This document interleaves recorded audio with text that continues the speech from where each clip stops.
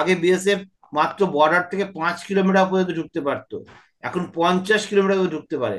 আইন করা হয়েছে, কিন্তু সে আইন কার্যকর করতে দিচ্ছে না মমতা বন্দ্যোপাধ্যায় সরকার। ভারত চীন সীমান্ত কিন্তু আমাদের সীমান্ত চাইতেও কিন্তু অনেক বড় সীমান্ত। বৈরী সম্পর্কের মতো তারা দেখছি সীমান্তে মানে অস্ত্র ছাড়া পাহারা দিতে পারে, আর আমরা হলাম মিত্র দেশ, বন্ধু দেশ। একতরফা ভাবে ভারত পেয়েছে, আপনি কি মনে করেন আসলে বাংলাদেশ কতটুকু পেয়েছে, এবং এই যে এই চুক্তিগুলোর মধ্যে বাংলাদেশ কতটুকু পেয়েছে আর ভারত কতটুকু পেয়েছে? আপনার বক্তব্যটা একটু আমি জানতে চাই প্লিজ।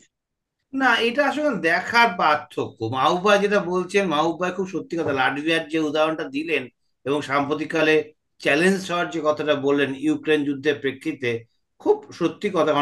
অনেক লোকই জানেন না বিষয়টা, খুব সত্যি কথা। কিন্তু তেমনি মাহবুব ভাইও বলছেন না যে বাংলাদেশ ভুটান থেকে, নেপাল থেকে বাই রোড ট্রানজিট পাচ্ছে থ্রু ইন্ডিয়া।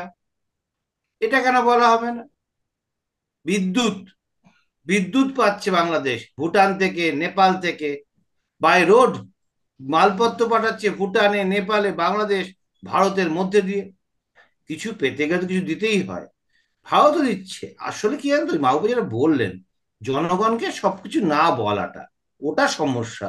অর্ধেক সমস্যার সূত্রপাত না জানা থেকে। জানা থাকলে অনেক সমস্যার সমাধান করা যায় বা বুঝতে পারা যায় সহজে। এই আউটলুকটা চেঞ্জ হওয়া উচিত। আসলে এটা কোনো রাষ্ট্রের শাসক গোষ্ঠী সেটা করে না। জনগণকে ভোটে যেতেন, জনগণকে কেউ কনফিডেন্সে নেন না। ওটা লোকে বলে, শুনতে ভালো লাগে, এরকম ব্যাপার স্যাপার।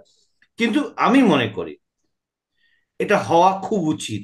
কারণ জানেন, আর বিমান ভাড়া ঢাকা থেকে কলকাতা যেতে কম বেশি 8,000 8,500 টাকা। বাই রোডে গেলে 1,600 টাকা 1,700 টাকা খরচ।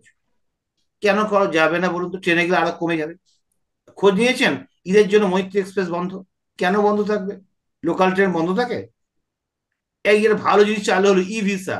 অর্ধেক অসুস্থ লোক সিঙ্গাপুরে যান, তার চেয়ে হাফের হাফ খরচে ইন্ডিয়াতে চিকিৎসা হয়, একই রকম স্ট্যান্ডার্ডে, কিন্তু ভিসার জন্য আটকে থাকেন।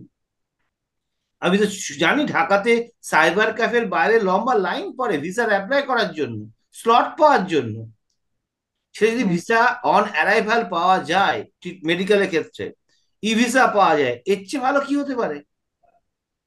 আমাকে তো কনফিডেন্সে নিতে হবে সাধারণ মানুষকে। আপনার যারা এমপি এমএলএ, তারা চিকিৎসা করতে সিঙ্গাপুর যান, আমেরিকা যান, কিন্তু কমন ম্যান তারা তো ভারতে আসেন। কারণ প্রতি আসে পশ্চিমবঙ্গে, কারণ বাংলায় কথা বলতে পারবেন, কি রোগ হয়েছে বোঝানোর জন্য। আপনি ভাবতে পারেন আজকে চেন্নাইতে, ব্যাঙ্গালোরে একটা বাংলায় ডেস্ক করা হচ্ছে, যাতে কিনা কমিউনিকেশনের কোনো সমস্যা না হয়। কি বিশাল রোগী আসছে, বুঝতে পারছেন? তাহলে আমি যদি গেদে দর্শনা হয়ে লাইনটা আরো দ্রুত ঢুকতে পারি বাংলাদেশে, বা আমি যদি ঢাকা থেকে আগরতলা যাওয়ার জন্য হয়ে যদি আগরতলা গেলে আমার 10 ঘন্টা সময় কম লাগে, সেটা খারাপ কি? বাংলাদেশে 100 মেগাওয়াট বিদ্যুৎ পাচ্ছে ভুটান থেকে, জলবিদ্যুৎ। তাতে বাংলাদেশ ভালো তো, বাংলাদেশ লোডশেডিং কম হবে। এইগুলো কেন বলছেন না? এগুলো বলুন। তার সঙ্গে জিন্নাহ, জওহরলাল নেহরু, আমি মনে করি এসব আর ইতিহাস ভূগোল টেনে লাভ নাই। কে কি করেছিল ভুলে যান। আমি আবারও বলছি, ঢাকার কোনো ছেলে যাদের বয়স 30-এর কম, তাদের মধ্যে 71-এর যুদ্ধের কোনো প্রভাব নেই। ঠিক যেমন নেই আমাদের ভারতবর্ষে 30-এর কমের ছেলে মেয়েদের মধ্যে স্বাধীনতা বস্তুটা কি খায় না মাথায় দেয়। 47 কেউ দেখেনি, ভুলে যান। 71, 30-এর কমের কেউ জানেও না। ইতিহাস সে তো বদলে দেওয়া হচ্ছে। কালকে যা বাবরি মসজিদ ছিল, আজকে অযোধ্যা রাম মন্দির। অযোধ্যা রাম মন্দির নাম চেঞ্জ হয়ে যাচ্ছে, এলাহাবাদ নাম চেঞ্জ হয়ে যাচ্ছে। ফলে আপনি কালকে বোম্বে ছিল, এখন মুম্বাই। এখন তো কেরালাও বলছে নাম পাল্টাবে, কেরালাও হবে। এই কি হচ্ছে? ফলে ওই লিগ্যাসি নিয়ে বেঁচে লাভ নেই, বাঁচতে হবে আজকের দিনের সমস্যায় এবং আগামী দিনের সমস্যায়। ওই যে মাহবুব আমি ভাই আপনার সাথে বলছিলেন না, একমত যে ষাটের আজকের দশকে একটা সমস্যা। মিনিট, ষাটের দশকে হ্যাঁ। একটা লোক, সায়েন্টিস্ট, কপিল কৃষ্ণ ভট্টাচার্য, যে সমস্যার কথাটা 60-এর দশকে বলেছিলেন, তখন লোককে বলেছিল পাকিস্তানের চর। আর আজকে 2024 সালে এসে বলতে হচ্ছে হ্যাঁ ওই লোকটাই ঠিক বলেছিল, বাকিরা ভুয়া, ভুল। ফলে বাঁচতে হলে ওই রকম লোককে নিয়ে বাঁচতে হবে। হুম। আমি যেটা আপনার সাথে একমত যে বা মানে এখনকার বর্তমানের অবস্থায় আসা উচিত। তো আমরা এই আলোচনার আগে, সফরের আগে কিন্তু বারবারই বলা হচ্ছিল যে আহ, সবচেয়ে স্পর্শকাতর বিষয়টা হচ্ছে সীমান্ত হত্যা, এটা বন্ধের এবারও কিন্তু ওইভাবে আলোচনায় আসেনি। এবং মানে হয়তো আলোচনা ভেতরে কি হয়েছে আমরা জানি না, বাট যেটা দেখতে পেয়েছি সেই চুক্তিগুলোর ভিতরে কিন্তু এই কথাটা আসেনি। এটা আপনি কিভাবে দেখছেন পার্থদা? একদমই সঠিক কথা বলেছেন। বিষয়টা অত্যন্ত স্পর্শকাতর বলেই আলোচনায়, প্রেস ব্রিফিং এ কোথাও উল্লেখ করা হয়নি।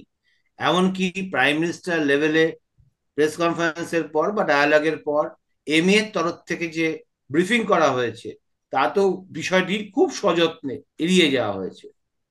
যে আসলে যেটা হচ্ছে, নীরবে কনফিডেন্স বিল্ডিং মেজার শুরু হয়েছে বর্ডারিং এরিয়াতে। যেমন বিএসএফ এখন পরিষ্কার রবার বুলেট ব্যবহার করছে এই জাতীয় অনুপ্রবেশকারী বা ঘুষপেটিয়াদেরকে আটকাতে বা ভয় দেখাতে। তার বাইরেও সমস্যা আছে। বিএসএফ এর একটা অংশ এইসব আতাতের সঙ্গে জড়িত, তাদেরকে আইডেন্টিফাই করা হচ্ছে। পলিটিক্যালি আপত্তি ব্যাপার আছে। আগে বিএসএফ মাত্র বর্ডার থেকে 5 কিলোমিটার পর্যন্ত ঢুকতে পারতো, এখন 50 কিলোমিটার পর্যন্ত ঢুকতে পারে। আইন করা হয়েছে, কিন্তু সে আইন কার্যকর করতে দিচ্ছে না মমতা বন্দ্যোপাধ্যায় সরকার। এমন গল্পও আছে। আরেকটা হচ্ছে, সীমান্ত এলাকায় দুদেশের অর্থনীতি বৈষম্য যতদিন থাকবে এই জাতীয় ঘটনা বাড়বে। সেই জন্য সীমান্তবর্তী অঞ্চলে আর্থ সামাজিক উন্নয়নে একগুচ্ছ প্রকল্প নেওয়া হচ্ছে, যার মধ্যে স্কুল, কলেজ, হাট, হাসপাতাল, চিকিৎসা কেন্দ্র, শিক্ষা কেন্দ্র, ইভেন বিয়ের অ্যারেঞ্জমেন্ট পর্যন্ত করে দেওয়া হচ্ছে, যাতে কিনা কৃষি কৃষি উন্নয়নের ব্যবস্থা করা হচ্ছে, যাতে কিনা অর্থনৈতিক অসাম্যটা দূর করা যায়। কারণ এখন তো আর ওইভাবে পাগল কিছু হয় না। আগে লোকে চাল ডাল চিনি পাচার হতো, এখন একেবারে বেশি হয় না, কারণ এখন তো ট্রানজিটই হয়ে যাচ্ছে সবকিছু। ফলে ওই জায়গা থেকে ওই ঘাটতিটা কমানোর চেষ্টা করা হচ্ছে। আর বাহিনীর মাধ্যমে সতর্ক থাকার বার্তাটা দুতরফেই দেওয়া হচ্ছে। যে কারণে আপনি দেখেন সাম্প্রতিককালে ঘটনা অনেক কমেছে, অনেক কমেছে। পরিসংখ্যানের হার বলছে এটা অনেকটাই কমে গেছে। এটা তবে কিন্তু একদম কমেনি এটা বলার জায়গায় কেউ নেই। এটাকে জিরো করতে হবে। কোনোভাবেই এই জাতীয় মৃত্যু কাম্য নয়, অত্যাচার কাম্য নয়। কিন্তু সেটা করতে হবে, কনফিডেন্স বিল্ডিং যে মেজারটা সেটা খুব সতর্কভাবে, জোরদারভাবে সবাইকে নিয়ে করতে হবে। যে কারণে এটা নিয়ে খুব বেশি কথা এবারও বলা হয়নি, কিন্তু এবার খুব গুরুত্ব পেয়েছে এই সীমান্ত সন্ত্রাস বন্ধের বিষয়টি। হ্যাঁ মাব্বাই, আপনার কাছে যাচ্ছি, আপনি কি মনে করেন? পার্থদার সাথে আপনি হ্যাঁ, বিষয়টি শুনলেন। আমি এই ব্যাপারে পার্থের সঙ্গে সম্পূর্ণ একমত। আসলে সীমান্ত এলাকার যে অর্থনৈতিক বৈষম্য এবং সামাজিক বৈষম্যের কারণেই তো চোরাচালানগুলো হয়, আর চোরাচালানের কারণেই কিন্তু এই সীমান্ত হত্যাকাণ্ডের ঘটনা ঘটে। এবং এর সাথে এটা খুবই সত্যি কথা যে ওখানকার যেমন বিএসএফ জড়িত, আমাদেরও বর্ডার সিকিউরিটির দায়িত্বে যারা আছে তারাও জড়িত। এমনকি আমাদের অসৎ যারা, মানে আমাদের এইখানে বা সীমান্তের ওই পারে অসৎ রাজনীতিকরাও জড়িত। কারণ ইতিমধ্যেই পশ্চিমবঙ্গের এই মমতা সরকারের অত্যন্ত শক্তিশালী মন্ত্রী, মমতার অত্যন্ত প্রিয় মন্ত্রী, তিনি কিন্তু এই গরু পাচার মামলায় এখন জেল খাটছেন দিল্লির তিহার জেলে 1 বছর ধরে। হুম। এবং তার সাথে সাংবাদিক, তার মানে এর সাথে রাজনীতিবিদরাও যুক্ত। তাই এখানে শুধু পশ্চিমবঙ্গের রাজনীতিবিদরাই যুক্ত বিষয়টা তো এরকম না, আমার এখানের উপজেলা চেয়ারম্যান, ইউপি চেয়ারম্যানরা যুক্ত। তো কাজেই এইখানে যে আর্থসামাজিক উন্নয়নের যে বিষয়টি বললেন, এটা আমার জানা ছিল না। এটা ভারত যদি করে আমি মনে করি খুব যৌক্তিক, তাদের খুবই সুচিন্তিত পদক্ষেপ। আমি মনে করি আমাদেরও এটা করা উচিত। তবে সীমান্ত হত্যা বন্ধের জন্য যে কথাটা আমি আগেও একবার বলেছি, সেটা হলো ভারত চীন সীমান্তে সেখানে কিন্তু আহ অস্ত্র রাখার কোনো বিধান নাই। সেখানে কিন্তু শুধুমাত্র মানে নিরস্ত্র অবস্থায় সীমান্ত পাহারা দেওয়া হয়। এবং ভারত চীন সীমান্ত কিন্তু আমাদের সীমান্ত চাইতেও কিন্তু অনেক বড় সীমান্ত। সেই কাশ্মীর থেকে শুরু করে এদিকে অরুণাচলের পর্যন্ত বিশাল সীমান্ত। তাহলে এত বড় এবং সীমান্তে বৈরী, এবং দুই দুই কেন দেশের বৈরী সম্পর্ক আছে, আমাদের দেশের এখন সাথে কিন্তু বৈরী সম্পর্ক না। বৈরী সম্পর্কের মতো তারা দেখি সীমান্তে মানে অস্ত্র ছাড়া পাহারা দিতে পারে। আর আমরা হলাম মিত্র দেশ, বন্ধু দেশ, এবং আমরা প্রায় কথায় কথায় বলি, এটা বাংলাদেশের তরফ থেকেও বলা হয়, ভারতের তরফ থেকে বলা হয় আমরা বন্ধুত্বের বিশাল উচ্চতা, হিমালয় সম উচ্চতায় পৌঁছে গেছি।